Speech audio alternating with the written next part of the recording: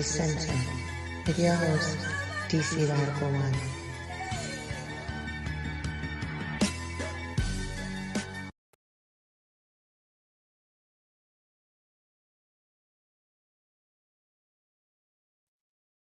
Greetings, Black family and others.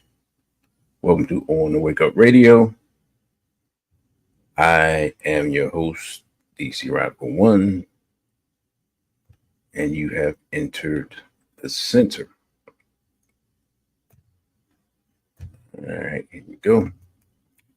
Shout out to our wonderful producer, Cindy Ashby. Yes, sir. I'm just moving a little slow. You can check us out on SoundCloud, YouTube, iTunes Podcast, Google Play, Stitcher, Spotify, and iHeart Radio at On the Wake Up Radio. I do not belong tonight. And I just had an epiphany. Like when I say just had an epiphany, I mean like 10 minutes ago. Right. So like 4 minutes before we came on, I just had an epiphany. Something occurred to me. Right? Because first of all, hold on. Greetings to Asafo. And greetings to brother you got ripped off. I'm assuming that we'll have some more people coming in, and if not, then so be it. But I know everybody came through hear brother Genie speak, and I'm sure people feel like he covered everything about this current situation, but it is an ongoing situation. It's a few things I wanted to talk about because I'm seeing this constant drumbeat amongst Black people. Yeah, brother, I don't know what's going on. It is what it is. I didn't get a notification. I put it like this. I have another account. I did not get a notification on my other account. So it's possible that people didn't get notifications, and that's why. Why we don't have an audience, you know what I'm saying? So it is what it is. People they'll catch up when they catch up. I send it out the way I normally send it out, and it is what it is. But I'm seeing something, right? What I'm seeing is a lot of Black people clinging on to the belief that the assassination attempt against Mr. Trump was some type of staged event, right? And I'm going to say why that's problematic. But here's why Black people believe it. Here's why Black people specifically believe it. One, of course, because the media is saying it. There are people in the media saying it. Two, more importantly, it's so interesting when I say it. Y'all be like, yo, I ain't think about that. Before they straight Black Pride, Sister Vanessa. The reason a lot of Black people do not believe that this is a real event, beyond their just hatred of Mr. Trump, which, you know, if you feel that way, that, you know, that's fine. I understand. But my problem with people who have this visceral hatred for Mr. Trump is simply that the idea that Mr. Biden is somehow better is just wild to me. Like, because I'm from the generation that I remember when Biden hung out with his favorite senator as a former Klansman, right? He's the author of the 94 crime bill that locked up a lot of people at the age when I was like, you know, I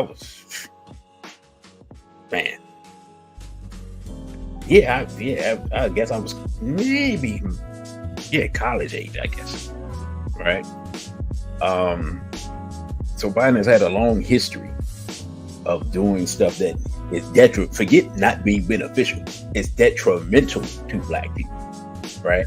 So this idea, we're locked into this idea that the Republicans are more racist than the Democrats. No, it's just overt and covert. That's it.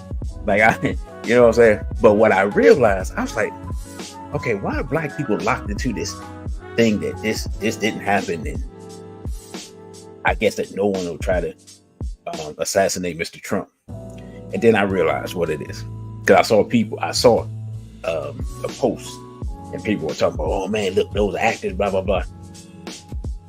You want to know why black people don't want to believe that this is real? And y'all gonna laugh when I say this. Most black people aren't used to seeing white people being competent. Take all the time that you need to process the information that I have provided. It's that simple. Most black people in America aren't used to and can't accept the reality of European incompetence, right? This is as plain and simple. So when people see like a 5'6" woman trying to protect a 6'4" man, and her not being, not being composed and can't find her holster in it. Hey man, if you've been around Europeans enough, you get used to seeing incompetence. You're like, oh, this person don't know what they doing. Before they straight black pride, straight black soft. But most black people aren't used to seeing European incompetence. The second thing is, black people know that Trump is loved, right? But they don't understand that Trump is hated. So they don't understand that Trump is hated. The idea that he is hated, they can't accept. And the idea of why and by whom he would be hated, they don't understand, right? So you have this narrative of, well, because this is what's interesting. This is what's making it so weird to me, right? People, the media, for I don't know how long now, has given us this narrative of, because think about it, the Democrats have been saying this election is about democracy and that Trump is a threat to democracy. Be that, you can take that however you want to take it. You can believe it, disbelieve it, whatever the case may be. But the idea that you can keep saying that somebody's a threat to democracy and keep saying this, comparing people to the big H, y'all know what I'm talking about. I don't think you can even use that person's name on YouTube. And all this, and then be surprised with that type of rhetoric going on, that someone will try to take him out. It's weird to me. Like, I don't know how people hold these two thoughts in their head at the same time, right? So, because of that, I said, all right, you know what? Let's go and look at it again. And let's try to make it simple for people to understand. And let's connect some dots that aren't being connected. And then also, Trump picked his vice president. And when I saw who he picked as his vice president, I thought to myself, I don't know if he's listening to, I don't know if he heard Jeannie. I don't know if he just has this political savvy. Like, I don't know if he knows more. I don't know what it is. I don't know. It's his sons. I don't know what's happening, right? But it's a very interesting pick of what this guy does for Trump. Because the political pundits are like, well, he doesn't bring any states. He doesn't, he doesn't help as far as the election. I'm like, no, he's not this JD Vance guy. He did not pick him to help him win the election. Trump feels like he has won the election. He's not worried about that. He picked this guy for two reasons, I believe. One, insurance, right? Because the simple fact of the matter is, be before they straight black pride out. Okay. If someone's trying to get rid of you, you want to make sure the guy right behind you is just like you are, right? So that so it's like, yeah, you can get rid of me, but this guy is he's the same thing. And it's the clip I didn't load. Mr. Biden said when they asked him about this JD Vance dude, Mr. Biden said, "Well, he's a clone of Trump, policy wise. He's a clone." And I said, I went looked it up. And I'm going to show you all why he said that, right?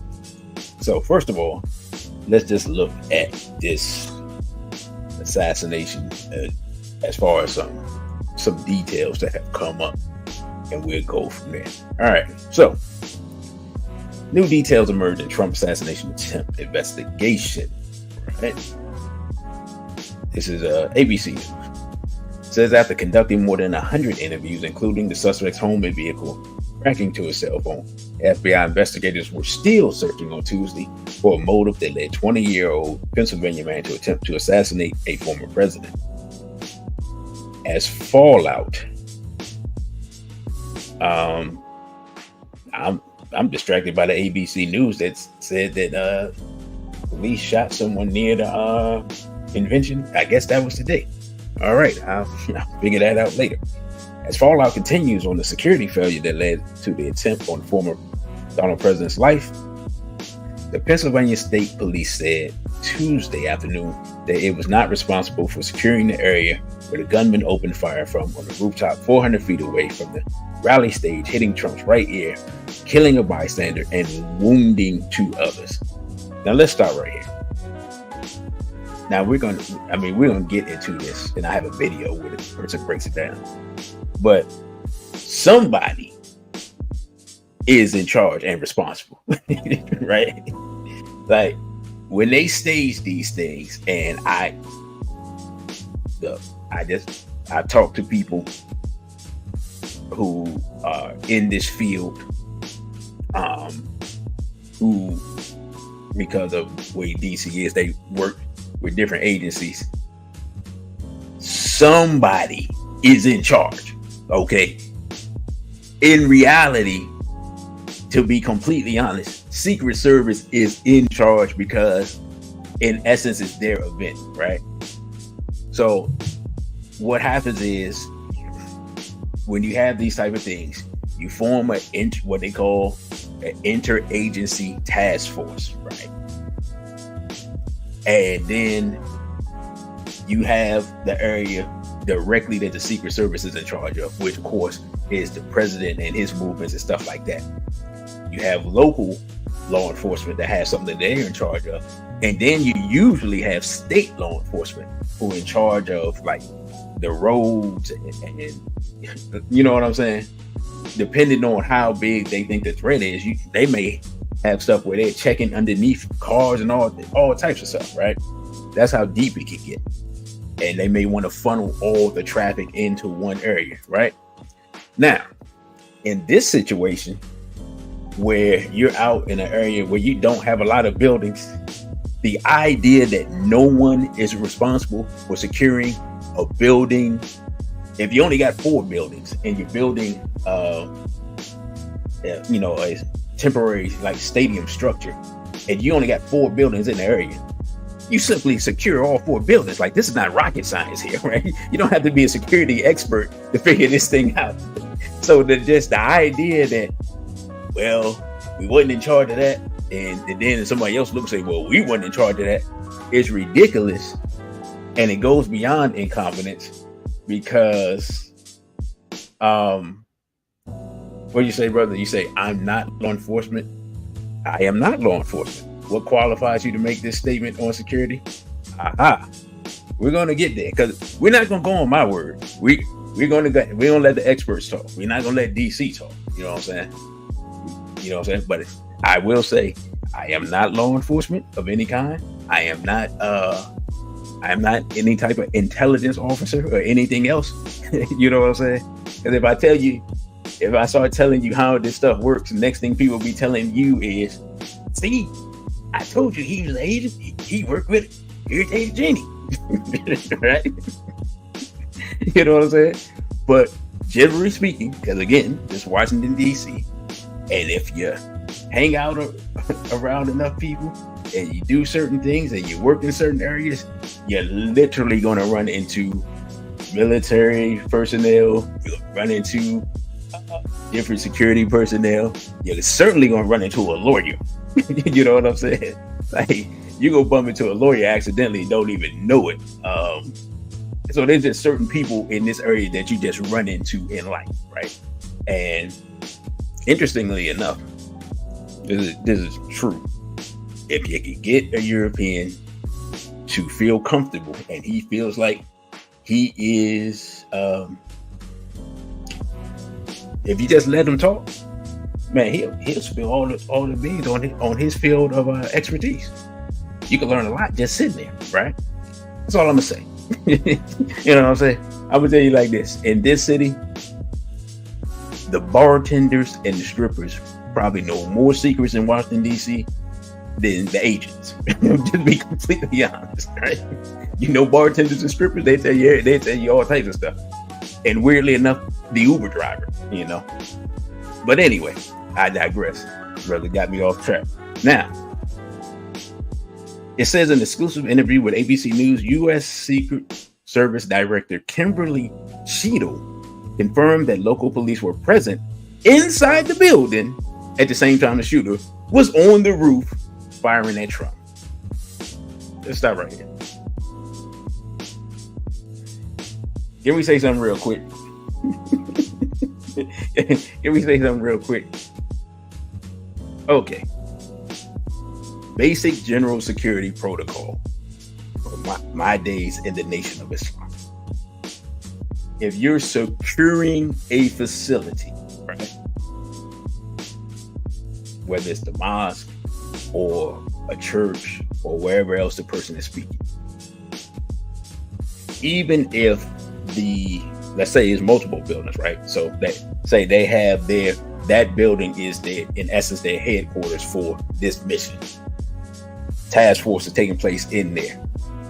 Someone is supposed to have the perimeter secured, if for no other reason than you don't want some nut kicking in the door and shooting up whoever's left in there, right? You know what I'm saying? Like these are basic protocols that any person who has done any type of security anywhere, this is what you do. So we're left with one of two things. Either these people are completely incompetent, right? Or they received orders to stand down or to clear their way. Now, here's the bad part. For someone like Mr. Trump or anyone else, two things can be true at the same time.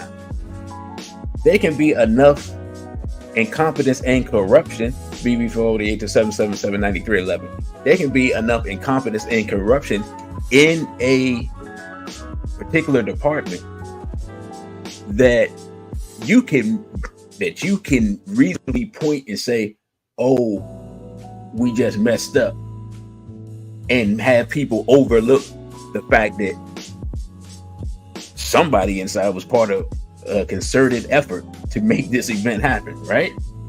So that's the dangerous part. You mix incompetence with willingness to allow something to happen, and that at that point you depended on dumb luck to stay alive. You just plain and simple, right? Now, Kimberly Cheadle, right? Okay. In this particular instance, we did share support for that particular site and that the Secret Service was responsible for the inner perimeter. Fine. And then we sought assistance from local counterparts for the outer perimeter. Okay, fine. Now, it says, as the investigation continued, officials with the FBI, the agency spearheading the probe, and the Homeland Security and the Department of Homeland Security, warned late Monday about the potential of follow-up or retaliatory acts. Let's stop right here. Alejandro Mayorkas is in charge of Homeland Security, right? Remember that name. We're going to get to why that's important. Remember what Brother Genie told us. He said, oh, they're not going to stop. I wish I had this chopped up the clip and put it back up. I didn't. We're going to get some clips up for that this week for those that didn't see the whole interview. But when you see the clips, then you're going to want to go watch the whole interview.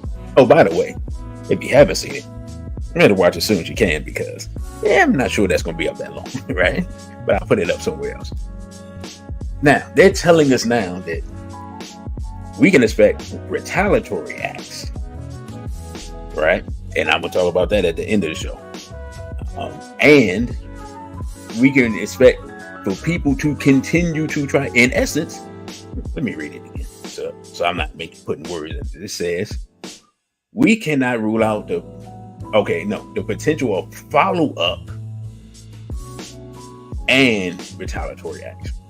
We cannot rule out the possibility that some DVEs or other actors may attempt follow on, or retaliatory acts of violence in response to this assassination attempt. The two agencies said in the joint bulletin using the acronym Domestic Violence Extremism. A cell phone used by the alleged assailant, Thomas Matthew Crooks, was sent to Quantico, Virginia, where FBI technicians gained access to its contents, officials said. Investigators did not immediately say if the analysis of the cell phone being conducted at the FBI laboratory yielded any clues on what drove the suspect to commit such a brazen attempt on Trump's life, a key focus of the inquiry. But investigators will expect to begin analysis of the device's contents as they focus on the search for a motive for the shooting that left one rally goer dead and two others wounded. Oh, and that's another thing. I'm just, I don't know the man that's deceased, but I'm gonna just say this. Alex Jones said that something was a hoax one time, and he's lost all his money. So before we start saying things are a hoax or they didn't happen or that, let's just do some research, because it can come back to bite you financially. Anyway, back to the point. It says, over the last several months, Crooks received several packages, including some marked as possibly containing hazardous material, according to a review of his shipping record. And the bulletin revealed that on the day of the shooting, Crooks purchased 50 rounds of ammunition prior to going to the rally in a gun shop in Bethel Park, Pennsylvania. It is unclear what shop the bulletin was referring to. ABC News learned that the day of the shooting, Crooks told his father he wanted to go to the shooting range and asked if he could borrow his dad's AR style 15 rifle, said a source familiar with the matter. Since the father had occasionally allowed Crooks to go target shooting with the semi-automatic firearm, he didn't think anything was suspicious when he let him use the rifle again on Saturday, the source said. Investigators said Trump used a rifle in the that Crooks used a rifle in the attempted assassination of Trump. The source said Crooks recently purchased ammunition online as well as in person. Now, I want to say something real quick because I just saw this. I want y'all to think about it.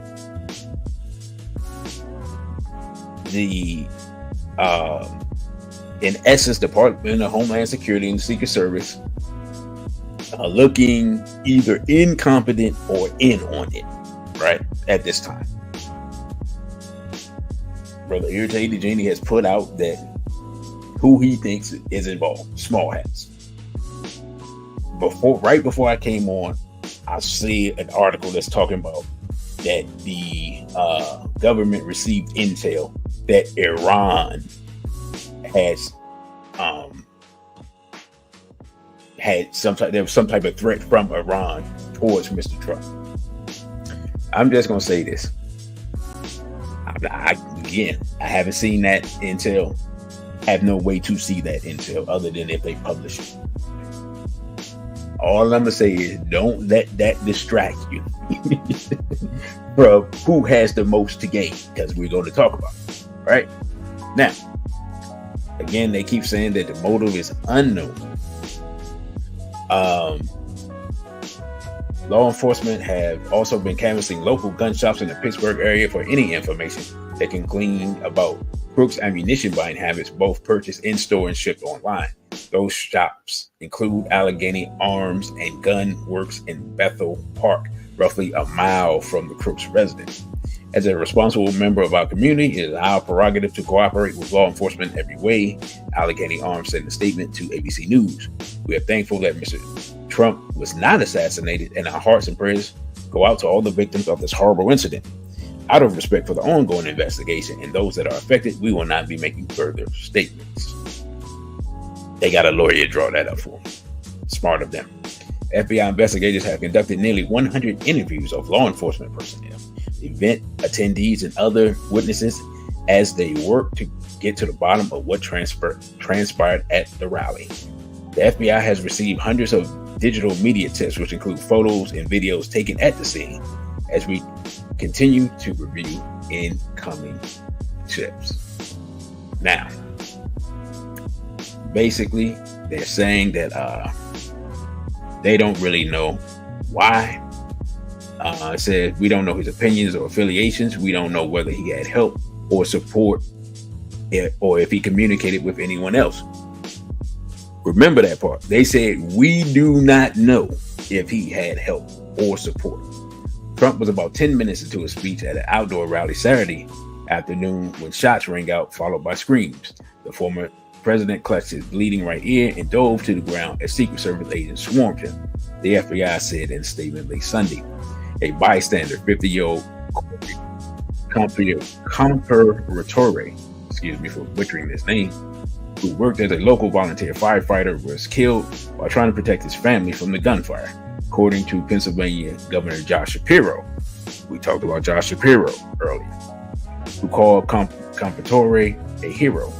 Two other rally-goers shot in the incident were identified by the police, by the Pennsylvania State Police as 57-year-old David Dutch of New Kensington, Pennsylvania, and 74-year-old James Koppenhaver of Moon Township, Pennsylvania.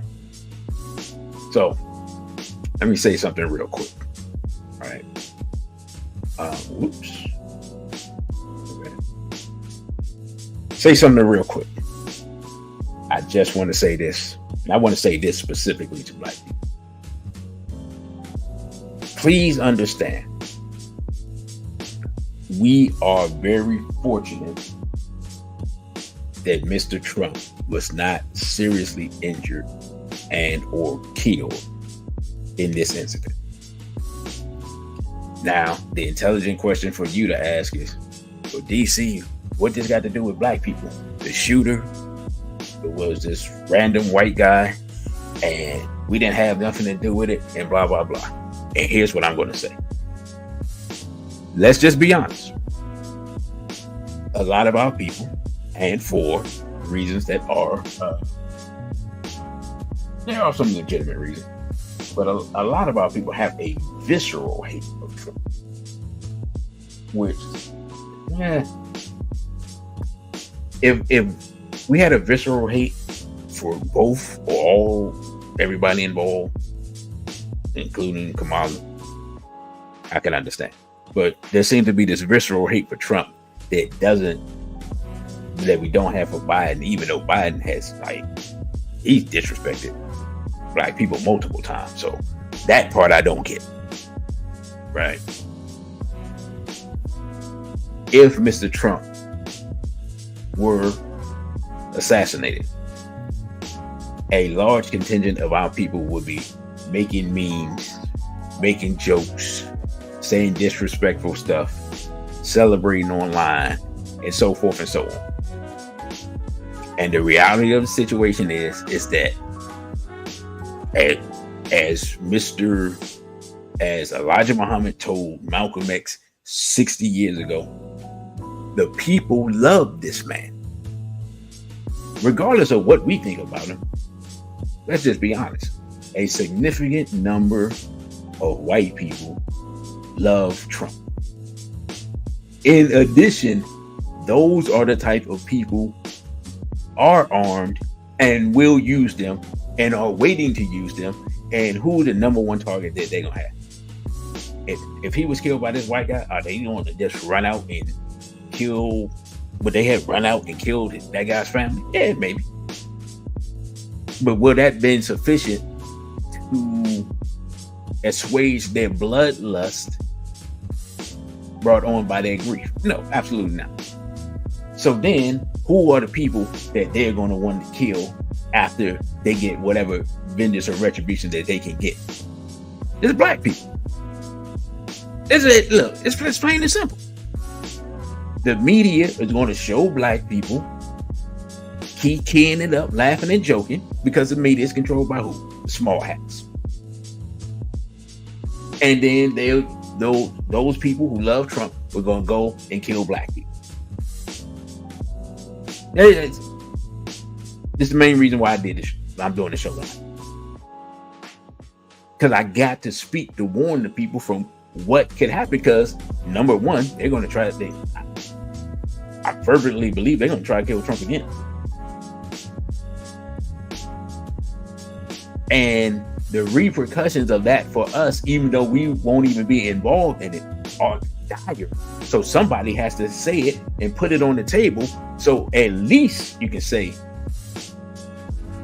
one, you were warned, and two, that they hear the voice of somebody who's not keying and laughing it up and enjoying it. Because I'm just being completely honest. There's no benefit for us if as a collective of black people in America, there's no benefit if Mr. Trump dies. It's not going to change our condition one way or another. I mean, Mr. Biden is walking around as a corpse, and that ain't benefiting us.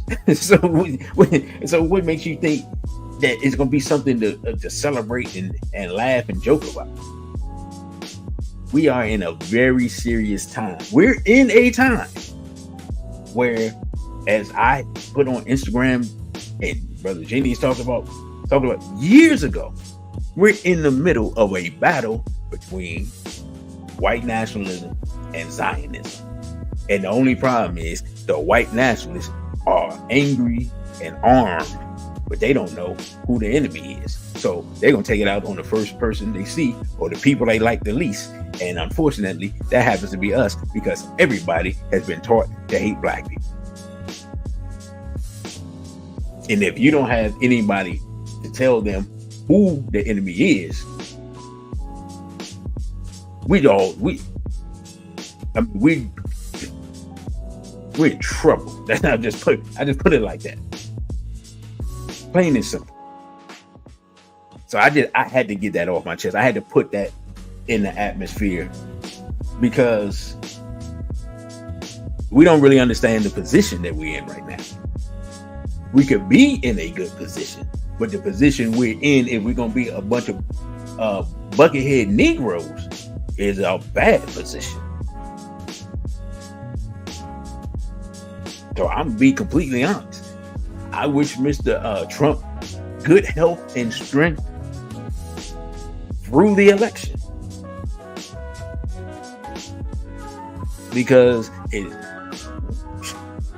let's just be honest, we're not organized well enough to defend ourselves against any enemy at this point in time. And somebody's got to tell it like it is. Brother Kevin says we already have black Democratic shields going around telling people that the attempt was a hoax. Oh, okay. I was trying to figure out where that was coming from. Because I saw, what's her name? Amanda, whatever. Is she even black? Y'all know what I'm talking about. Amanda, I can't even think of her name. And Safo asks, had a question in the super chat, says, is it true that Crooks was a small hat? Brother, I've been thinking, I have not found any definitive proof of him being a hat. If I do find it, you'll be the first to know. Amanda Seals, that's her name? Yeah, her. Yeah, I can't, man. I just do not like that shit. I thought, because what it is, and I don't know if she is, I thought she was one of those mulattoes who think they speak for the race. I'm just be completely honest. I don't have this visceral, I don't have this visceral hatred for mulattoes in general. But I do have a visceral hatred for people who aren't 100% black, trying to be the black spokesperson. I hate that with a passion. I'm just being completely honest. And they, there's something that the hats do. They put those people in position to represent blackness. And every time I see it, it makes me, makes my skin crawl, makes me want to vomit. It makes me want to, anyway, you know what I'm saying? Commit unnecessary acts of violence, because those people don't speak for us. They're how they exist and how they're perceived is different from how we exist and how we're perceived, regardless of how negatively they are perceived. I'm not saying that they don't go through stuff. I'm not saying that they aren't negatively perceived, but I'm saying it's different for fully black people. It just is, right? Because we're not related to those people. They're still related to those people. We're not. Now, let me get to the next article. So yeah, on the list of people that I do not like, Amanda Seals is just probably at the top. Greetings to Sister Nell. And Brother You Got Ripped Off says Hollywood's quickly getting mulattoes to play all the roles, and those roles always have black people in a bad light. Yeah, that's another thing. And if they're not, either they make black people look bad, or they're using them to push an agenda that they know will make the Euros mad, and so all they see is a quote unquote black person. A prime example of that, and no, Brother You Got Ripped Off, I still have not watched one episode, but a prime example of that is a new Star Wars show. They got the mulatto chick. She's playing two roles in it, and for what people are saying, not very well. The person that's in charge of it is Harvey Weinstein's former assistant. Make of that what you will. And almost everybody hates it. They hate the show. They hate what's being done to Star Wars. They hate Disney. They hate everything about it, right? But who's the face of it? They got the mulatto chick playing two roles in it. So they're twice as mad at her than they would normally be if she was only playing one role. And that's a perfect example of how they put these people up to represent black people, get people mad at us, and we're not even involved in it because we looking around like, I don't even know what you're talking about. Nobody even likes the show. And Sister Parnessa says that is the danger of black folks continue to call these hybrid people black. These are facts. Now, I have veered way off course, but I'm trying to think, is there anything else? Okay, let's see. Right, just moments before the shooting, witnesses in the crowd attempted to point out the armed suspect to Secret Service agents. A Butler Township police officer climbed up on the roof and tried to engage the gunman, who turned his weapon to the officer, causing him to retreat back down. Butler County Sheriff Michael T. Sloop told ABC News, adding that he was informed of the encounter by other law enforcement officials. After being interrupted by the officer, the suspect proceeded to open fire in the direction of Trump, just as the presumptive nominee turned his head to look at the Jumbotron, the move Trump would later claim possibly saved his life. The gunman was shot and killed by one of 4 Secret Service counter snipers positioned on rooftops around the rally. The FBI is leading the investigation into the shooting. FBI Director Christopher Wray called the assassination attempt on Trump nothing short of an attack on democracy and our democratic process. Now, I want to save Mayorkas for a moment. Look, let me be honest. I'm not law enforcement, as I said previously. But my thing is, being completely honest, if you're law enforcement, there's a shooter on the roof,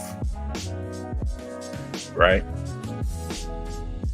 If you let loose your firearm, that would make Mr. Trump and the Secret Service react.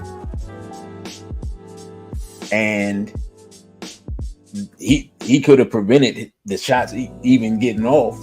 Or y'all understand what I'm saying? If Mr. Trump reacts before he shot at, right? You know what I'm saying? Then he would have never even been nicked or grazed or hit or whatever. So the police officer, look, I understand. Okay, I get it. You're trying to climb up on the roof. A guy turns his weapon on you.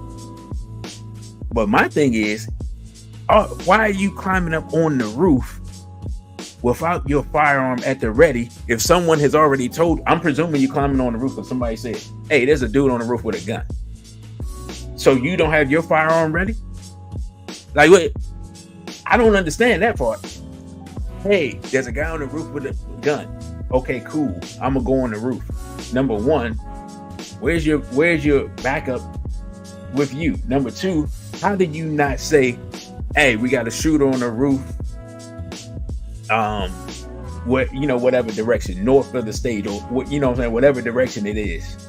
So that if you say that, the counter snipers can locate them and be like, hey, I got him. Do I have a go? Or really, let's be honest. You the counter sniper, you see a guy that's not on your team with a rifle, you just shoot him and then you say, hey, I just made the call. You deal with the consequences of it, right? Because he's not part of your team. It's a guy on the roof. He has a rifle. He's not part of your team. Like, there's no explanation for the guy being on the roof with a rifle. And if he's some other law enforcement or whatever, you just like, hey, man, we didn't have nobody assigned to the roof, so I shot him. You know what I'm saying? But that didn't happen. So anyway, brother, you got real law says, hold up. How can you have snipers in the vicinity and they don't see a suspicious person on the roof? Not only that, but here's the thing. How do you have the staging area in a building and you don't secure that building? That's the staging area. That's the part that doesn't make sense. That doesn't make any sense. You say, hey, this is our staging area. We're going to be in this building, right? If, for example, if you're in Washington, D.C. and you're like, hey, the president is going to visit this company for whatever reason, they're going to make sure that every hallway, every stairway, every doorway, you know what I'm saying? Everything is getting swept. If you're the building engineer and you got all the keys and you have access to everything, you better put your walking shoes on, because you're gonna be walking every spot. You have to give them every nook and cranny. You have to let them know, is there any place where somebody can hide? Is there any place where somebody can put a bomb? Right? You're gonna have to go to the roof. You're gonna have to go to the area where they work on the if you got escalators, work on that area there. Or if you got of course you got elevators, you're gonna have to work in that area, the machine room and all that, the garage, all of that is getting swept. So in this area, in this case, where you don't have that many buildings, this is the thing. You're in the middle of nowhere. You don't have that many buildings. You have a staging area inside a building, and the guy climbs up on the building, that the staging area where you got personnel in the building. Come on, man. Come on, man. You know what I'm saying? Like, come on, man. Somebody was told to stand down, because this is, the more you look at it, the less sense it makes. Greetings to protect black children. It says simply, police don't stop crime. Yeah, you know. They clean up the mess after the fact, pretty much. All right. Anyway, now says U.S. Secretary of Homeland Security Alejandro Mayorkas, who oversees the U.S. Secret Service, said Monday on ABC's Good Morning America that the 20-year-old gunman who attempted to assassinate Trump should never have been able to get a clear line of sight of the former president. Hey, tell us what we don't know. Okay.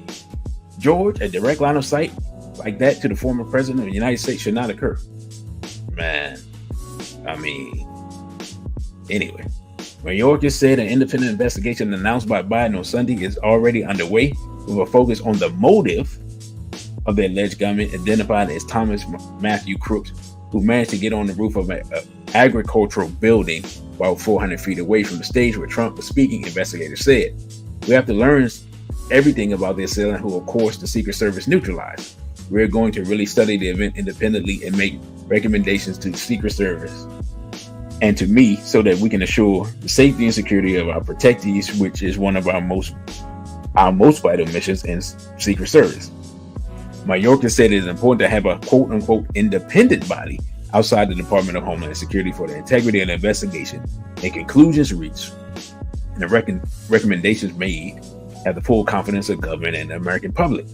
And we intend to be transparent with respect to the findings and recommendations of the independent review. Biden promised an independent investigation in the aftermath of the assassination attempt against Trump. Biden said results of the independent investigation will be made public. All right, now, let's see. It says, during the interview, Mayorkas rejected the false, quote-unquote, assertion that Secret Service rebuffed requests for additional resources to Trump security detail. We keep a very close watch on a very dynamic threat environment. The president, the former president are commonly, consistently under threat. We take every single threat seriously, yada, yada, blah, blah, yada, and yada. Okay. Now, pretty much through with that. Now, let's start looking at some more things that don't make any sense unless you kind of have an idea of who's who. This is from The Hill. This was interesting. It says Trump rally gunman appeared in ad for money manager BlackRock, according to the company. Let's look at a little of this. It says Thomas Matthew Crooks, the suspect gunman in the attempted assassination of former President Trump, appeared in a 2022 ad for asset manager BlackRock, the company confirmed on Monday. The BlackRock ad was filmed at Bethel Park High School in Pennsylvania, during which Crooks and other unpaid students appeared briefly alongside a real teacher, the firm said in an email statement. The company has removed the video from circulation while making the video footage available to authorities. That ad was initially part of the About BlackRock campaign that focused on its management of retirement plans for U.S. public school teachers. Wow. So BlackRock is in control of retirement plans for public school teachers in the United States. Alrighty. Says Crooks graduated from Bethel Park High School in 2022, so that was his senior year. And former classmates have told reporters he was bullied relentlessly. BlackRock, the world's largest asset manager, condemned the violence in the comments for that. The assassination attempt on former President Trump is abhorrent. We're thankful former Trump wasn't seriously injured and thinking about all the innocent bystanders and victims who were killed in this awful act, and victims of this awful act, especially the person who was killed. Now, why did I bring that up? Well, one, they released the information before anybody could find the information. Now, let us look at who's charged of BlackRock. Lawrence D. Fink is chairman and CEO of BlackRock. He and 7 partners founded it in 1988. And under his leadership, his firm has grown into a global leader in investment in technology solutions. Cool, right? All right, cool. Who cares? Who is Lawrence Douglas Fink? Fink was born November 2nd, 1952. He grew up as one of 3 children in a Jewish family in Van Nuys, California. He sits on the board of the Council of Foreign Relations and the World Economic Forum.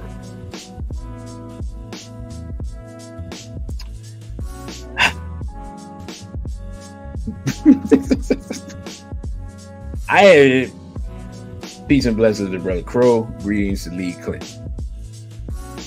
I'm just going to let that sit there for a moment. It's part of the World Economic Forum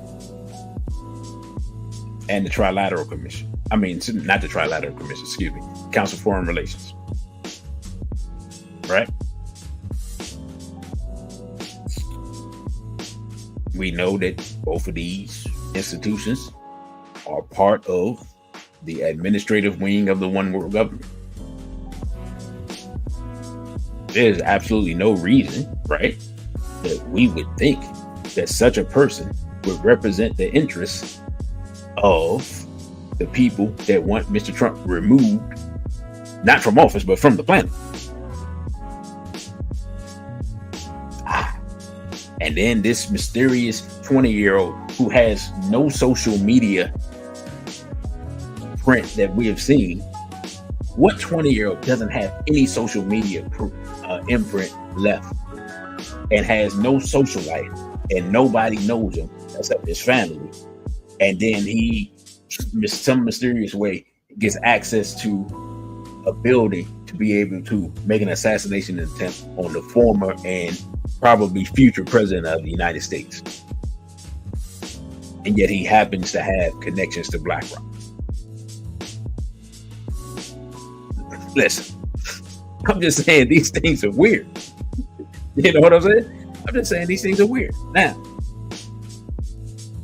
we've heard from Mr. Mayorkas, right, who's in charge of Homeland Security, and Homeland Security is in charge of what? What is Homeland Security in charge?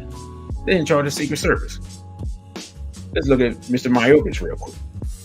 Alejandro Nicholas Mayorkas. Okay, that sounds like a Hispanic dude, right? Cool. Says he's an American lawyer and politician who is the 7th United States Secretary of Homeland Security, serving since 2021. A member of the Democratic Party, Mayorkas previously served as director of the United States Citizenship and Immigration Services from 2009 to 2013. Under who? Mr. Obama. Mayorkas was born in Havana, Cuba. Shortly after the Cuban Revolution, his family fled to Florida. All right. You're like, okay, he's a Hispanic guy. DC, are you bringing this up? Who cares? Okay, as it says, he was born in Cuba in 1959. He grew up in Beverly Hills and attended Beverly Hills High. Why is that interesting? Because his father, Charles R. Nicky Mayorkas, was born in Cuba. He was a Cuban Jew of Sephardic ancestry, right, from the former Ottoman Empire or present-day Turkey, and Ashkenazi from Poland. His mother, Anita, was a Romanian Jew. All right, let us review. The person in charge of Homeland Security and thus in charge of Trump security is a small hat. The person of interest in the assassination attempt has connections to one of the biggest owned small hat companies on earth. And as Brother Crow was saying, there's a lot of hats living in Beverly Hills. Brother Jenny told us that more than likely. No, he didn't. Let me not. He said, man, the hats did it. Right? I'm not saying the information that we're looking up right now is a smoking gun, but I'm saying the preponderance of the evidence is pointing us in a certain direction. Now, why would Mr. Mayorkas not like Mr. Trump? Let's take a look at it. Alejandro Mayorkas on the border. We don't bear responsibility for a broken system. Oh, hold up. That's not the one I want. My bad. Here we go. Alejandro Mayorkas' design failure at the border is disgraceful. This is from The Hill. Every few months, the House Committee on Homeland Security has published a new section of a report documenting both the deliberate mismanagement and the incompetence currently sabotaging the nation's border security and immigration system. The architect of both is Homeland Security Secretary Alejandro Mayorkas. Let's stop right here. What is the number one thing that Trump's constituency wants him to do? The number one thing they want him to do is to secure the border. Here we have an article with Mr. Mayorkas. The number one thing he's doing is unsecuring the border. And Mr. Mayorkas is not a Hispanic, like we would think, but is a hat. And what is one of the number one organizations that is helping to bring in immigrants and resettle them and give them money and receiving grants and loans and stuff from the government, directly from Mr. Mayorkas? The Hebrew Immigration as highest.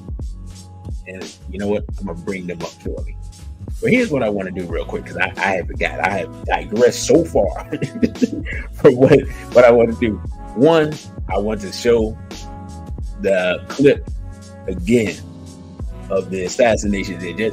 We're just going to look at the reactions of people and just look and see, are these people trying their best, right? And then I'm going to look at another clip where they go further into the failure of the Secret Service. So look at the first clip again. We've seen it before. We're going to see it again. Old, that chart's a couple of months old, and if you want to really see something that's said, take a look at what happened.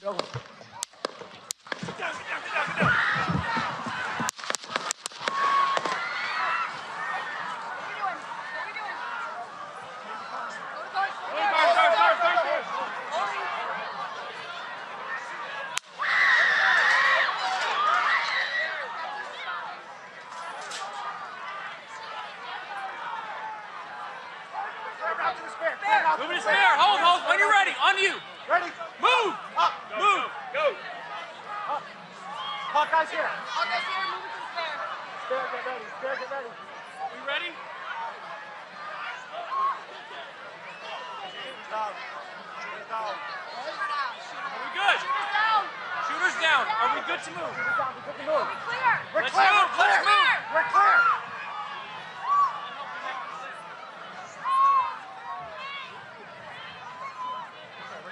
Come on.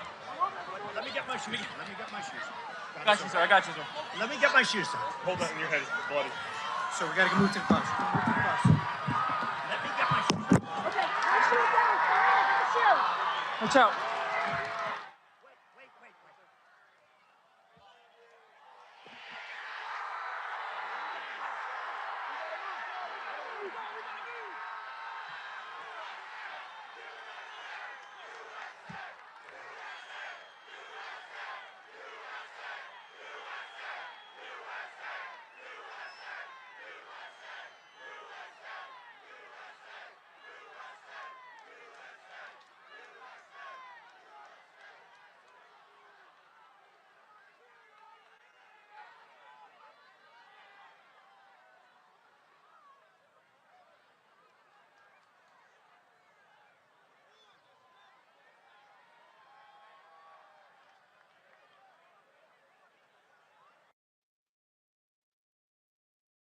I'm going to say something real quick.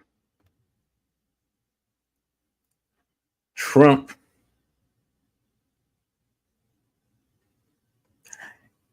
since I had seen that before, and I was like, yeah, he's like that guy. Literally, the only person that didn't react. Which I don't know what that means.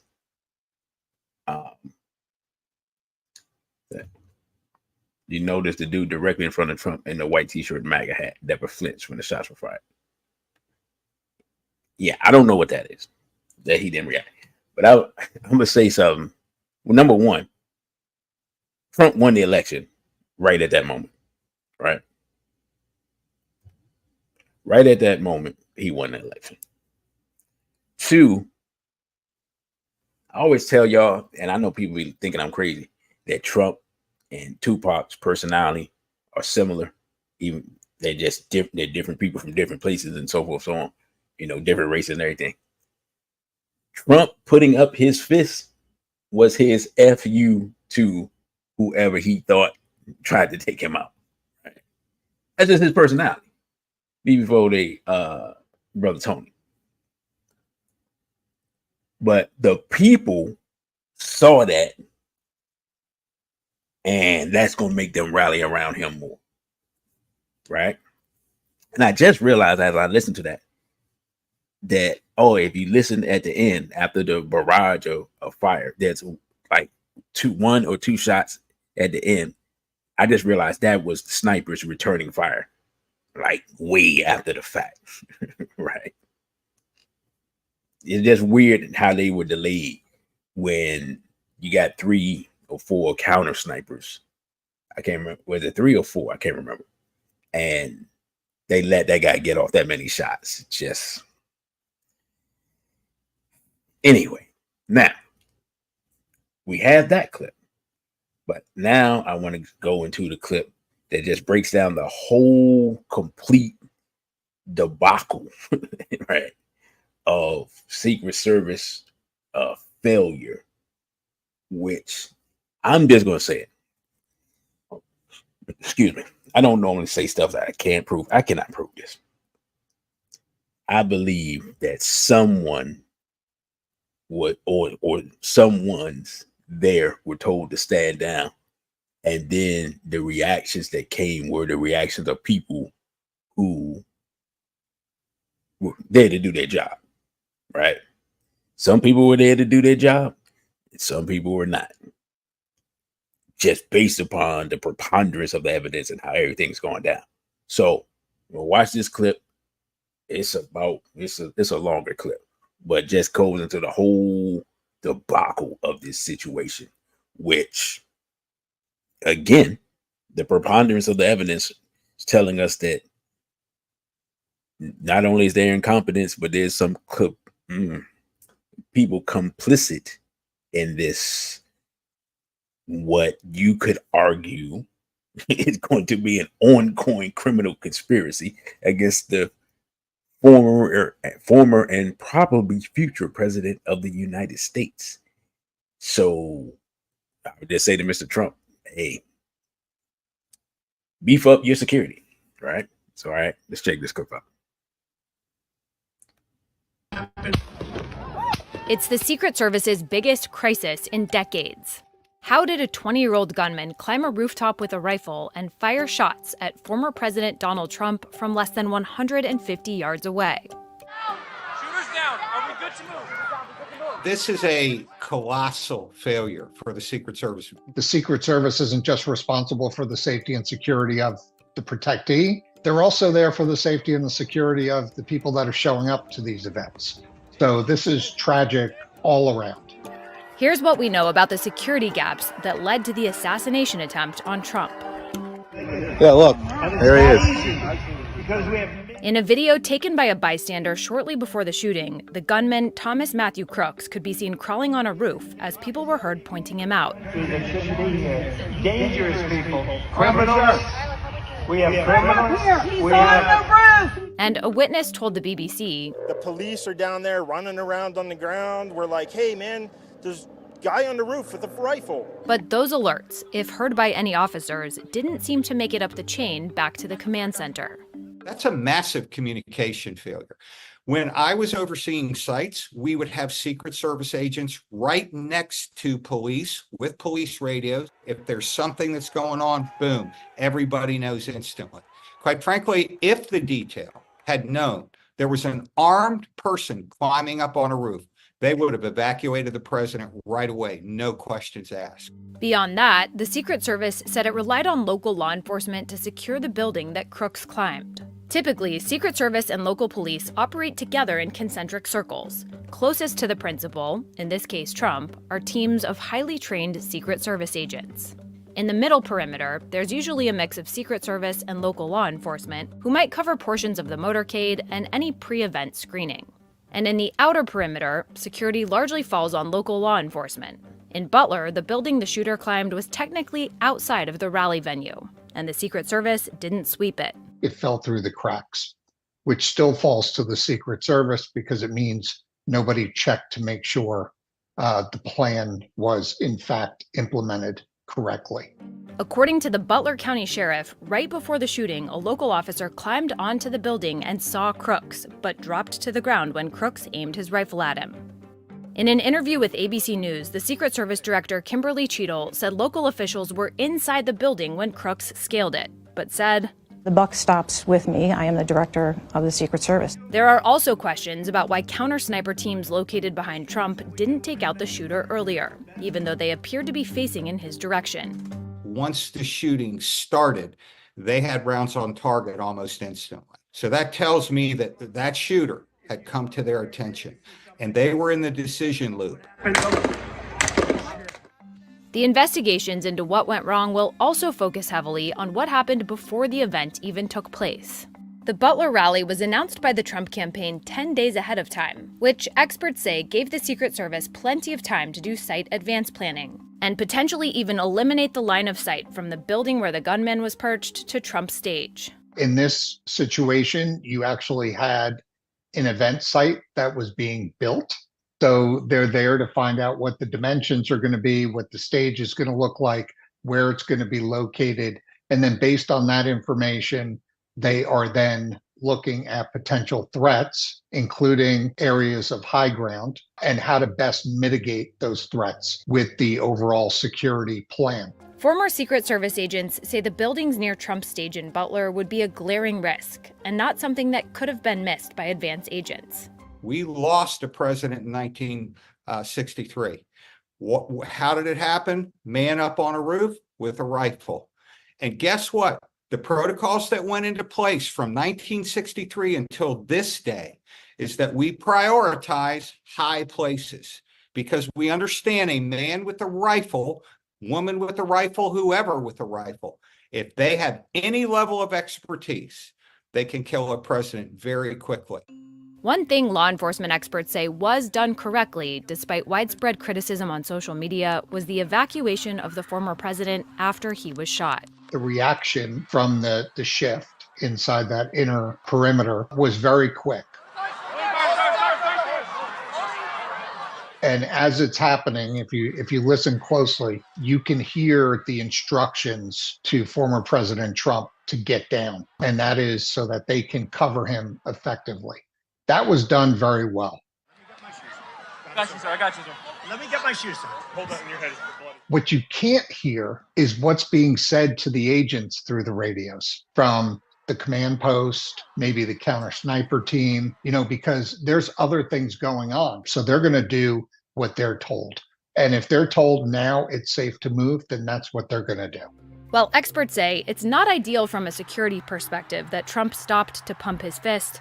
The shift did a good job getting him to the car known as the Spare. But the team near the Spare?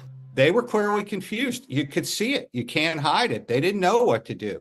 President Biden has been briefed about the assassination attempt and has pledged a quick probe led by the FBI. I'm instructed that this investigation be thorough and swift, and the investigators will have every resource they need to get this done. The House Oversight Committee is also investigating what went wrong and has called on Cheadle to testify.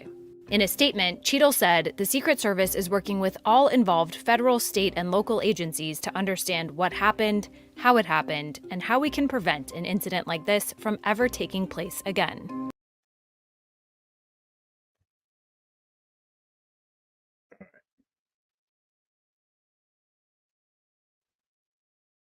Now, to brother, you got ripped off's point. Did not the experts in that clip back up everything that I previously stated about how the security is supposed to be set up. And in this case, they talked about, in essence, the concentric circle philosophy, right? There was nothing in there that contradicted anything that I said.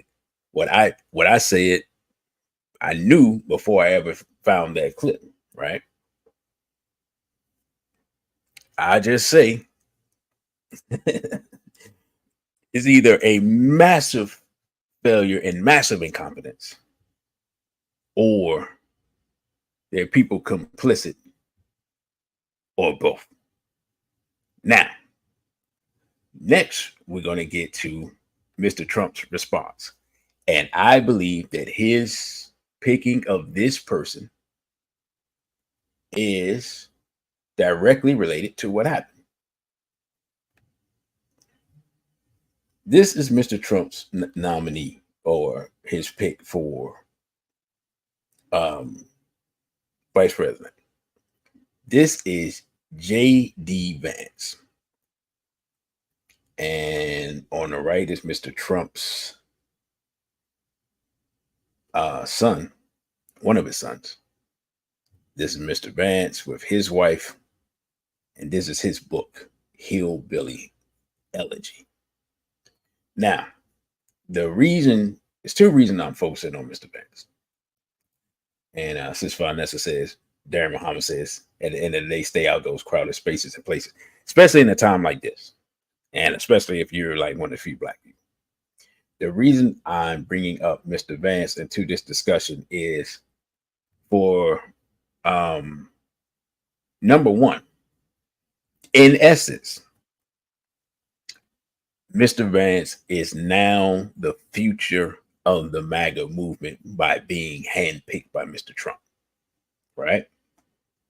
So as Black people, if you plan to stay here in America, this person could possibly be the next president of the United States. In essence, he has inherited the mantle of the white. He's in essence will be the representative of the white constituency, or the conservative constituency of America, or you see what I'm saying, the white nationalist political representative of America moving forward. That's just who he is based upon where he is. And he's young. I think they say he turns 40 later this year. So this is the person that we Black people, some way, shape, or form, are going to have to deal with. Okay. Again, when I told you about Mr. Shapiro, I'm telling you about the people who are in the pipeline to be the future political leaders of America before they get here, right? Brother Jeannie told us a few years ago about the current and ongoing battle between white nationalism and Zionism. This man is the future white nationalist representative. I believe that Mr. Shapiro is the future Zionist representative.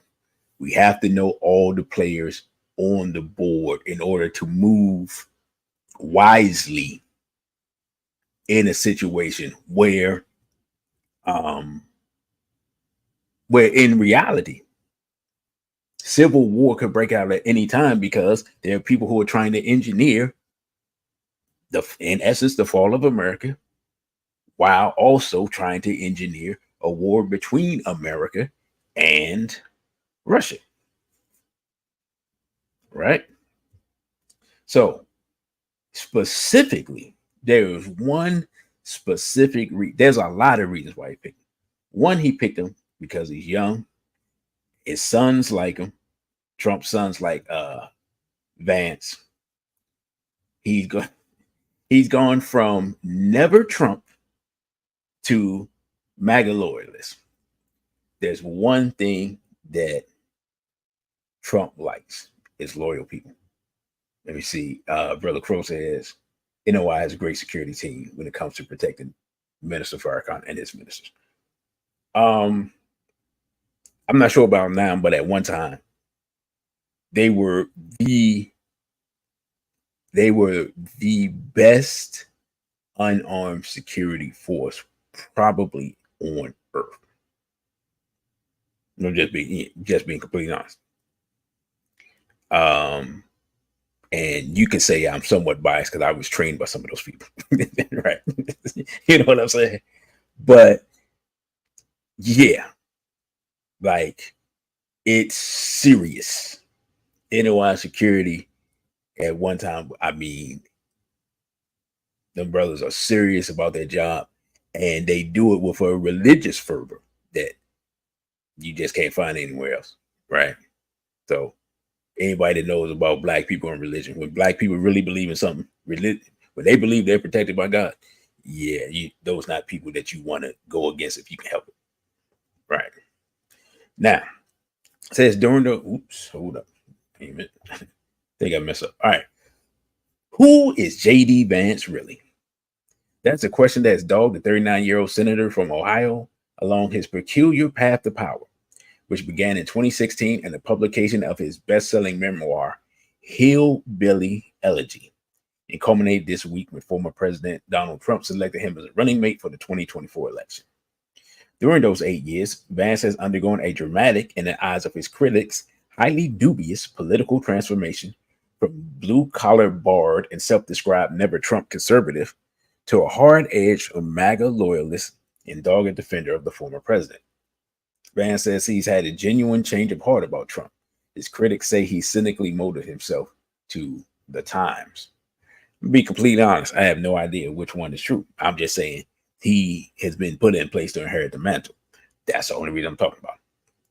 Now, Vance has stepped into a role that has at times seemed unfillable. The political partner to a man who considers himself to be politically peerless. In the Senate, Vance has cultivated a dual identity as key Trump ally and leader of the GOP's populist national wing. But who will he be as vice presidential candidate? Here, called from his memoir, his writings and public remarks, and his many tweets and extensive series of interviews he conducted with Politico early this year, here are some clues. He says, "I'll be the first to admit I've accomplished nothing great in my life," Vance wrote in his introduction to Hillbilly Elegy, his best-selling 2016 memoir about his life growing up in a working-class family in post-industrial Ohio. "I am not a senator, a governor, or former cabinet secretary, having started a billion-dollar company or a world-changing non-profit." In 2 years after graduating from Yale Law School, Vance joined Mithril Capital, a venture capital firm run by Silicon Valley scion Peter Thiel. Now, I have to apologize to you all because I didn't look up who Peter Thiel is.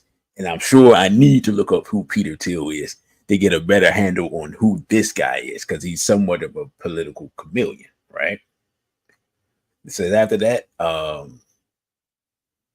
in 2016, he announced his plans to move back to Ohio from California to start Our Ohio Renewal, a nonprofit dedicated to making it easier for disadvantaged children to achieve their dreams. In 2022, he was elected to the United States Senate from Ohio with the help of over $10 million in donations from Thiel. All right. Here's what I'm going to do. I'm going to end up doing a video on this dude. I have to find out who Thiel is, because that will tell me who this guy is. Because in essence, Thiel put this guy in office, and now Trump has put him in a place to inherit control of the Republican Party. I'm gonna have to research the research, right? Now, if anyone in the chat is already familiar with it, well, first of all, let me ask y'all, how many of y'all are familiar with J.D. Vance or were familiar with J.D. Vance before we start this discussion? Y'all can put a 1 in the chat. Now,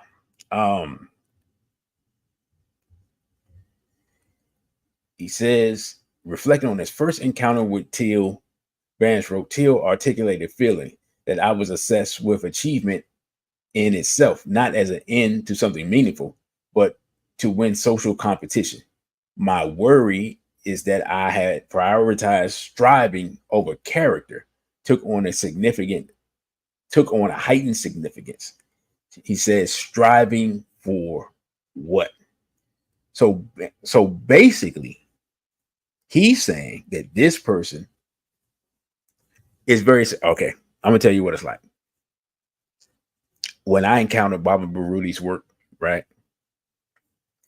He gave me a framework to understand spirituality from the warrior's perspective and to implement a form of spirituality from an African perspective, because my perspective spiritually was oriented to varying degrees around Islam, right?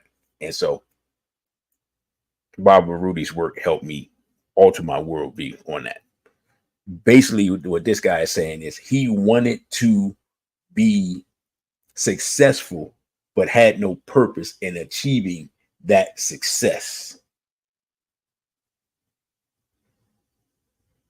Right?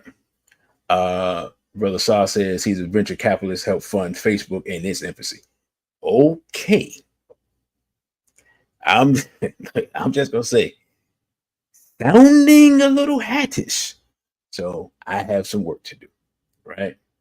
Now we're not gonna go through all these points, but it said one of the things he talked about is on his father's side, his grandfather's distant cousin married into the Hatfield family and is rumored to have committed the murder that instigated the legendary Hatfield-McCoy feud. Right. So when he talks about being a hillbilly and being proud to be a hillbilly, that is some of his family history that he has. And he says that I'm a Scottish Irish hillbilly at heart. Right. That's who he is. Former military dude, joined the Marine Corps, served in Iraq as a corporal with the public affairs section of the 2nd Marine Aircraft Wing. All right. He said when he was at Yale, he attended a talk by Till about technological stagnation and the decline of American elites. He saw these two trends as interconnected. Vance later recalled in his first encounter with Till, if technological innovation were actually driving real prosperity, our elites would feel increasingly competitive with one another over a dwindling number of prestigious outcomes, Vance told. The most significant moment of his time at Yale. All right, so look. All right, here's a reality situation. The most important person in his life politically, or most influential, may over the last few years may be Trump. But in reality, the person that has most influenced his worldview is this guy, Till. If we want to understand a person who could very possibly be the future president of the United States, we're going to have to find out who this Till guy really is. Because he's going to have he's already had an undue influence on this guy. By the way, brother, you got ripped off. You forgot to remind me. The music. My bad. All right. See if there's anything else of value that we can gather. Oh yeah, and he's married to weirdly enough, he's married to a Indian. What's her name? Usha Chilakuri. He met her at Yale. That's his wife and mother of his 3 children. They were married in 2014 and had a separate ceremony where they were blessed by a Hindu. I guess a Hindu priest. It says Hindu pundit. I don't know what that means. So we have an admitted hillbilly, conservative, MAGA, right-winger, who was funded by someone who we're not quite sure who he is, who used to be against Trump, who is an advocate for the white working class, who is now Trump's #1 man and the inheritor of the MAGA platform.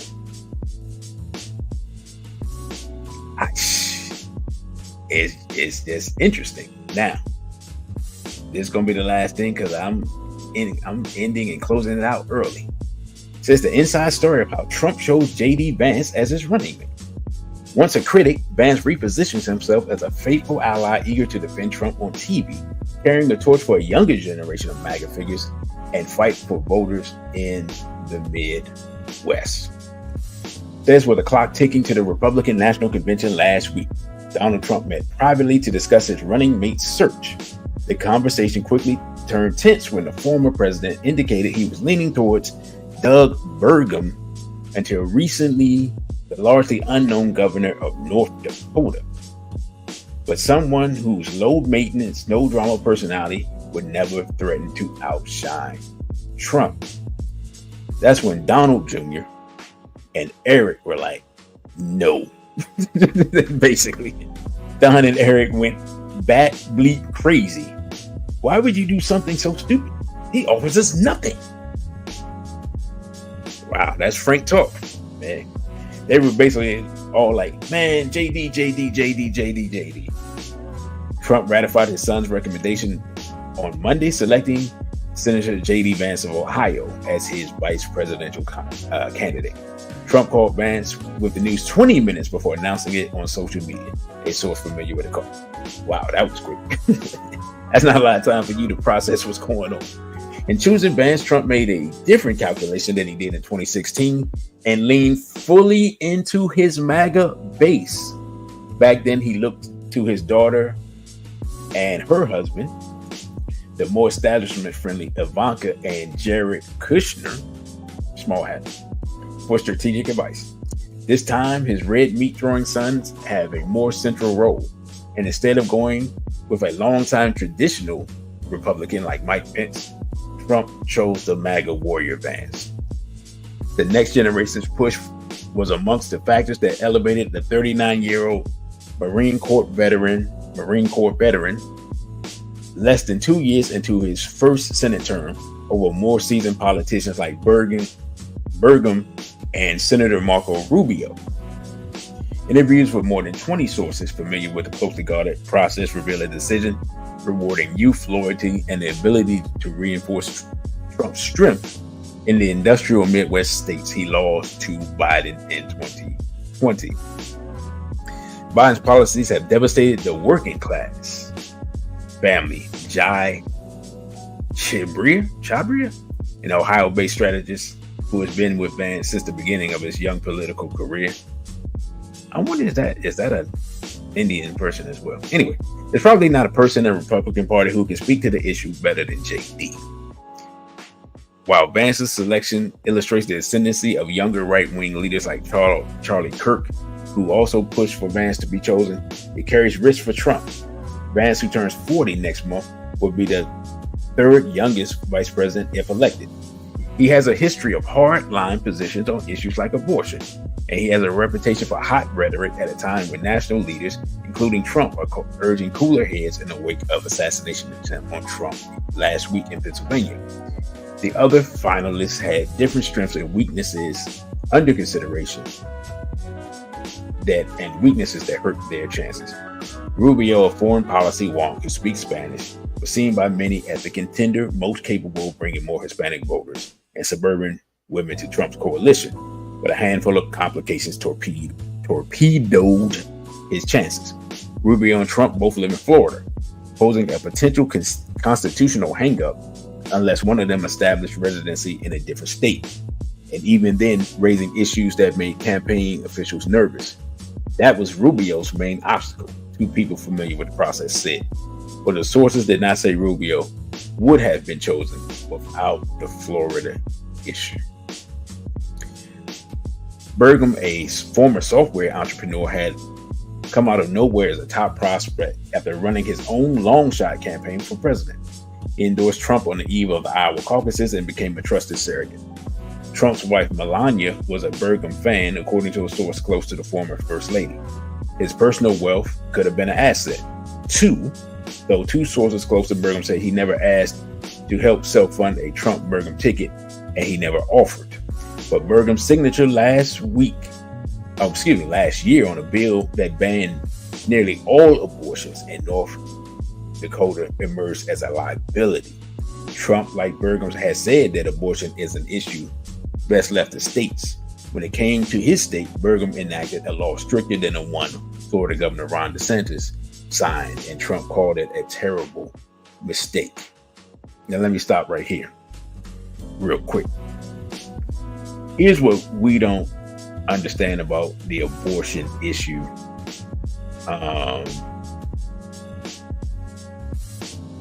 Okay, brother Kevin said Till's the former CEO of PayPal and he's the president of Clarion Capital. Okay, so this guy is connected. All right, cool.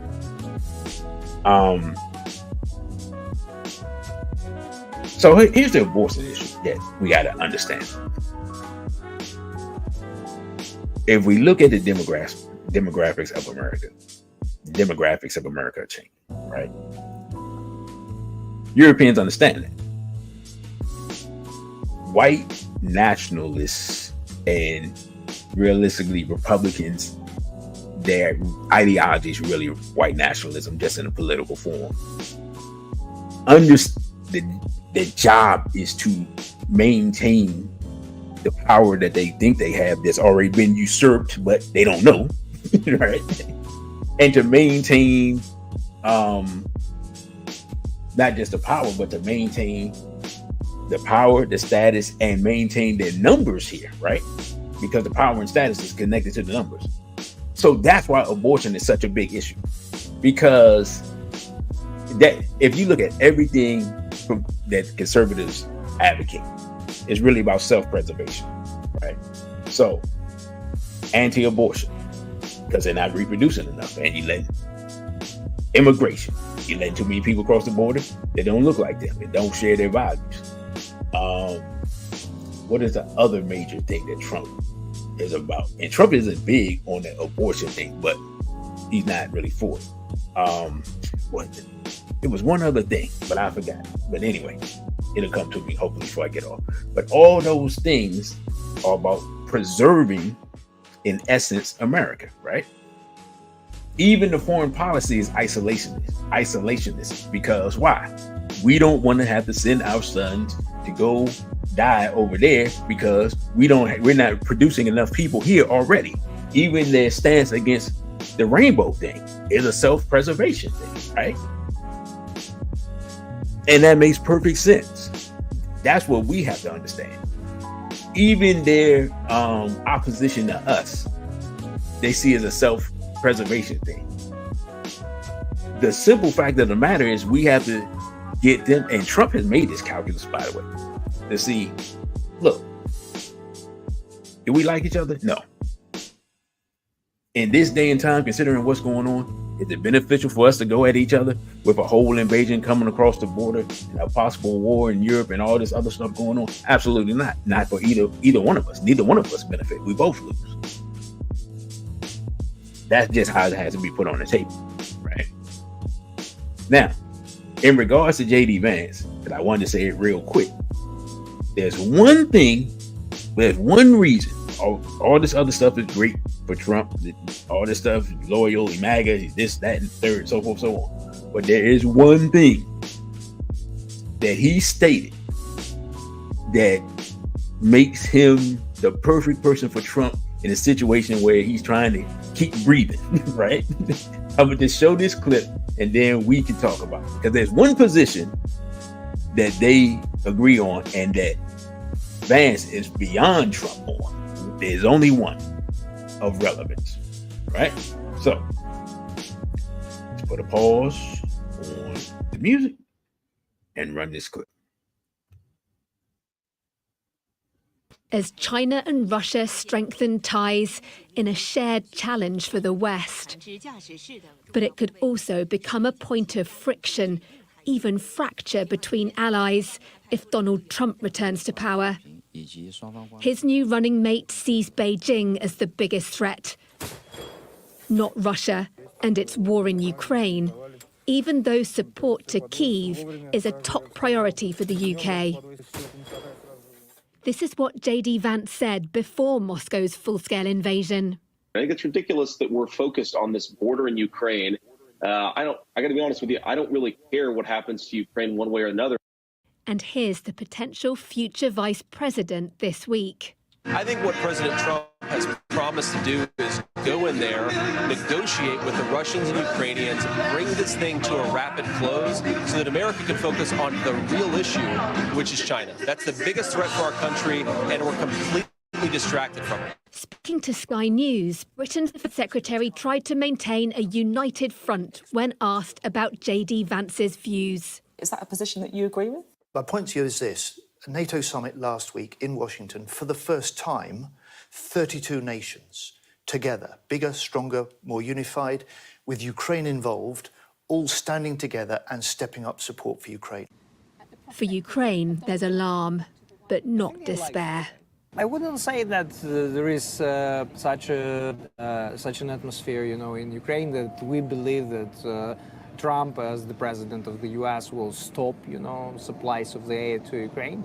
You don't believe that? No, I wouldn't say so. As well as Ukraine, there's concern about what a new Trump presidency would mean for the UK and other NATO allies if, as feared, there's a pivot by the US away from defending Europe to focus more on China, leaving the rest of the alliance to fend for themselves. The threat from friends as well as foes will surely frame a major review of defence launched by the government. John Healey is pledging a new era for defence. The big question is whether he can. Sky News.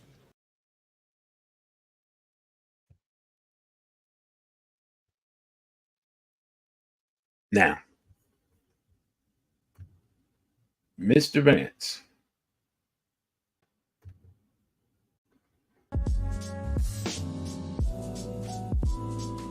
is completely, I guess you would say, to the right politically of Mr. Trump in regards to Ukraine. I saw one clip. He basically was like, I don't give a rat's, you know what, about the Ukraine like that at all. Why is that important? What did Brother Digi tell us? One of the main objectives of the Hack Collective is to get the U.S. physically and NATO, but mainly the U.S., involved in direct confrontation with Russia. You now have not one, but two candidates on the quote-unquote right who are staunchly against it. One, because he really has an affinity for Mr. Putin, let's just be honest. He's kind of like the dude. And the other one, because he's just like, I don't want to send no money, blood, and treasure, as they say, to Ukraine. Now you're going to say, okay, DC, what does that mean? What I'm saying is that Mr. Trump basically hired himself a shield because if something happens to him, that's still not going to get the U.S. closer to war with Russia unless they get him to believe that Mr. Trump was murdered by Russia. But if you point it in the direction of the people who are involved, it neutralizes that play, right? So that is the real importance of J.D. Vance. The other things are ancillary, right, to his rise. Now, I'm still going to research and see who this Till guy is that has so much influence on his worldview.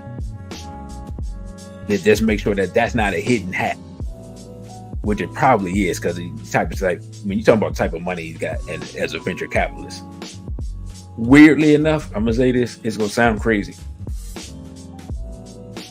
Regular in this day and time, when you're dealing with some type of financial services, you at the top levels of it, you talking about 85%.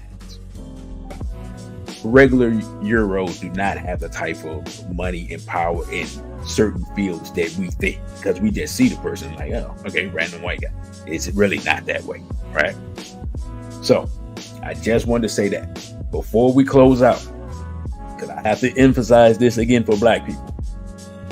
Understand, Mr. Trump is beloved by his constituency, and his constituency represents tens of millions of people.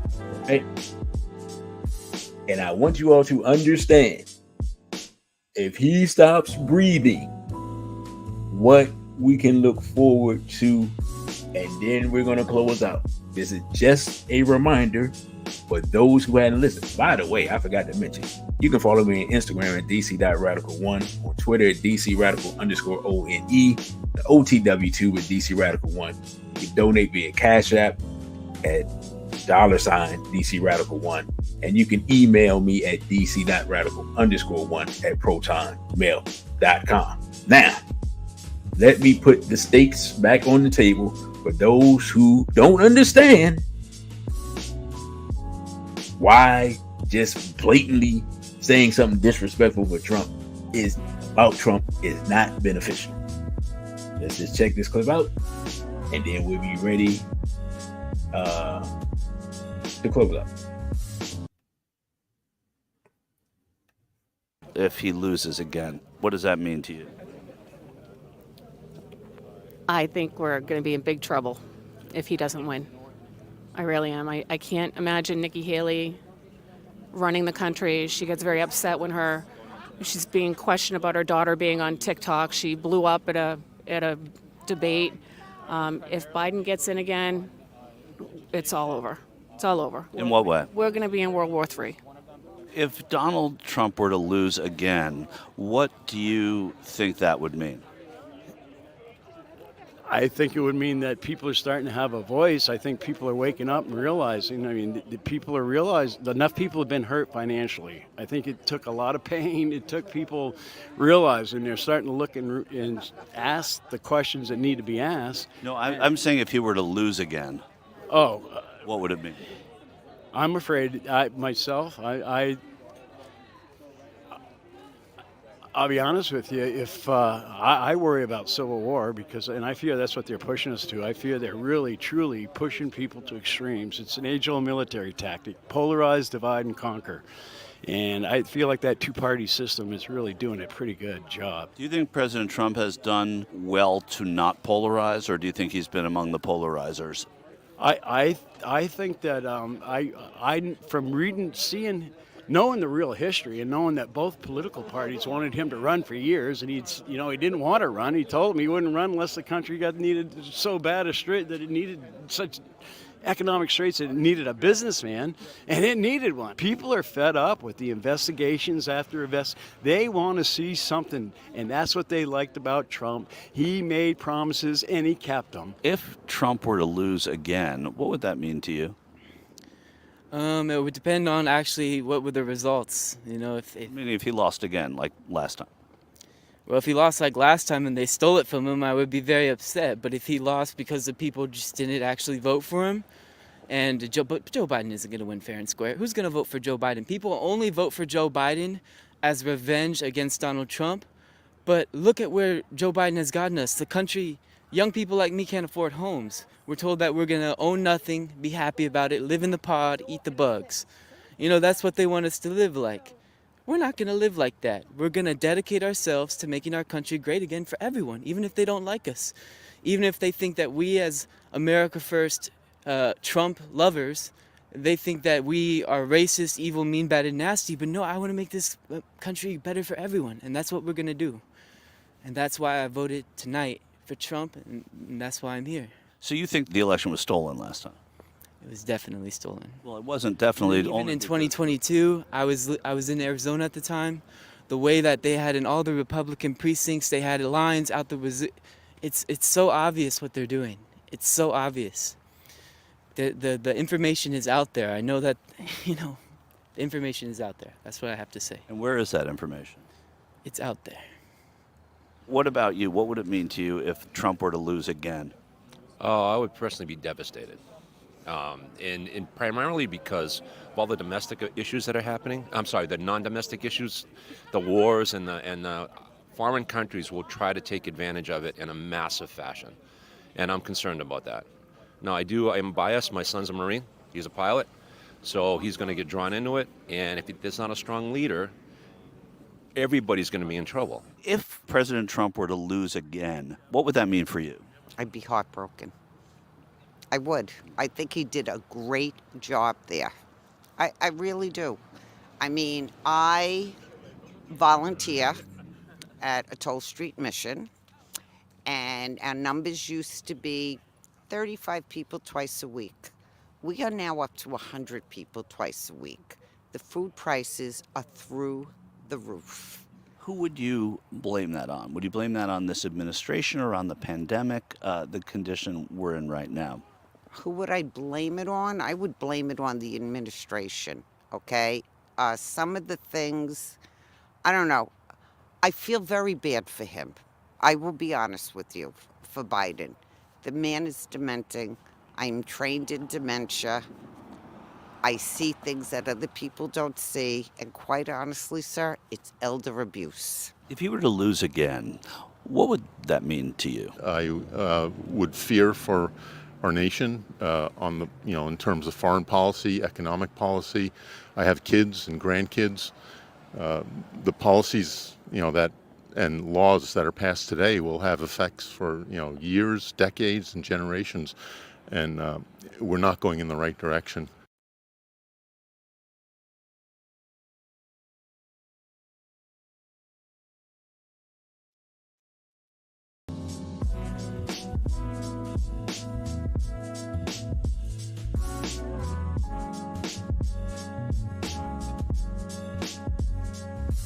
Y'all heard that, right? These people talked about Civil War and World War III. This was just if Mr. Trump doesn't win the election. How do you think they'd feel if he's not breathing? Right?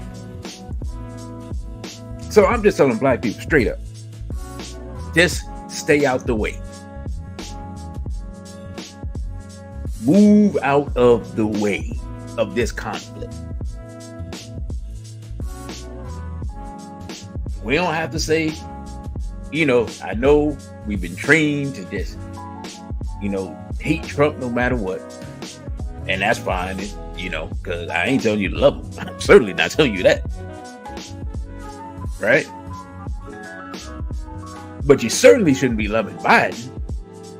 I'm just saying, let's just stay out the way. Vote for whoever you want to vote for. Say what you have to say.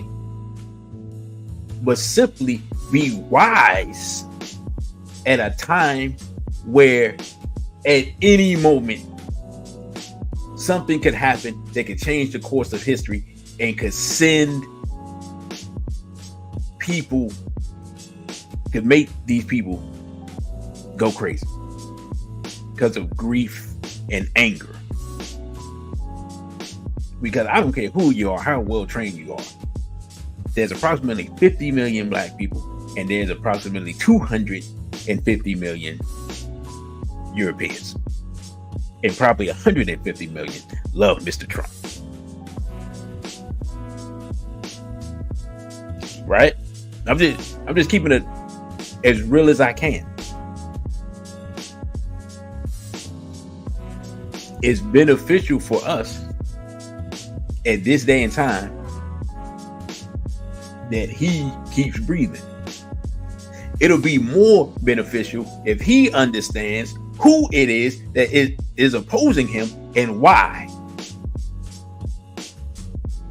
The idea that it's a coincidence that the NATO just had a meeting, and as soon as their jets take off, someone tries to take the former president's head off of his shoulders, is just an interesting coincidence.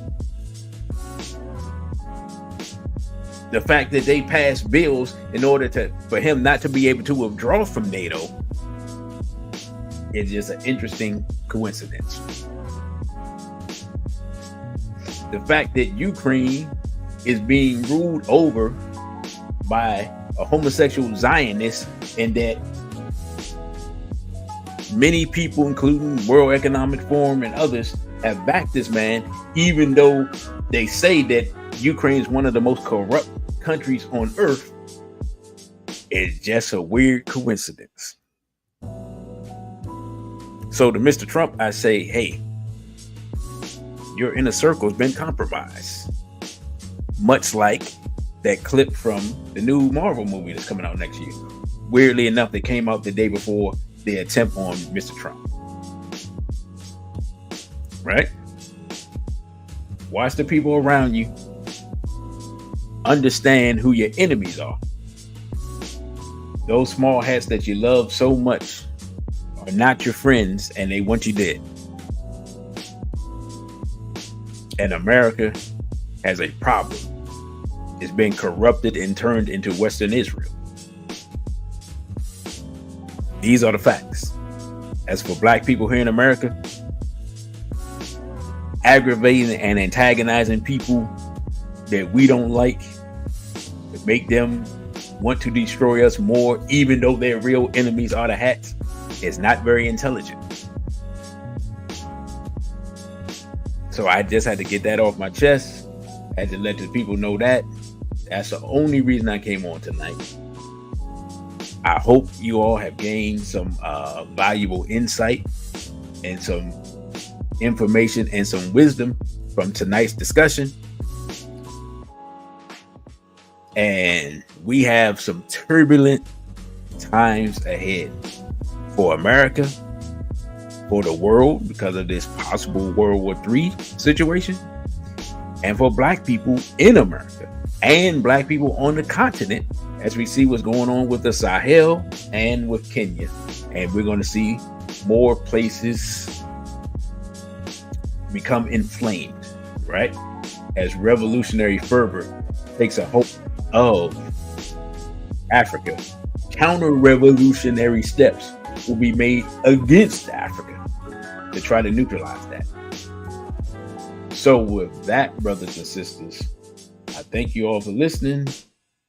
Don't forget to like, share, and subscribe. You can follow me on Instagram at dc.radical1, on Twitter at dcradical_ONE, on OTW2, Black-owned platform at dcradical1. You can donate via Cashapp, $DCRadical1, and you can email me at dc.radical_1 at protonmail.com. With that, I say a BB for ODA and straight black pride. Thank you for watching this video. Don't forget to like, share, and subscribe. Also follow us on our other social media platforms. On Instagram, we're at dc.radical1. On Twitter, we're at dc_radical_ONE. And the Cash App is $DCRadical1. Again, thank you for subscribing. A BB for ODA and straight black pride.